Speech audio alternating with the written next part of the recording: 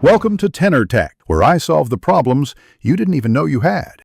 You start by isolating the logarithmic term so you can remove it cleanly. Move other terms and combine like terms.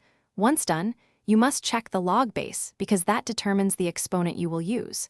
If the base is not stated, treat it as 10 in common log contexts.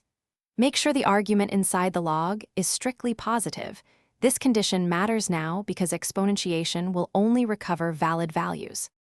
Once the log is isolated, convert the equation from logarithmic to exponential form. Write argument equals base raised to the right-hand side.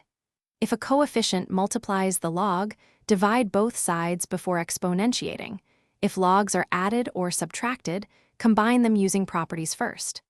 When the base is inconvenient, apply change of base to compute values. But remember, you are only changing representation. You finish by solving the exponential equation you produced. Isolate the variable, apply roots or logarithms again if necessary, and obtain numeric solutions. Once done, always substitute back into the original logarithmic equation to confirm the argument remains greater than 0 and the equality holds. If a solution violates the domain or fails the substitution check, discard it.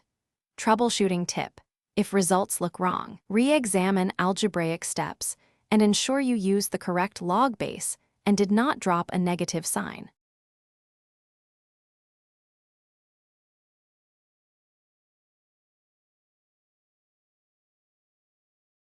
Thanks for watching. Subscribe to keep your life in tune.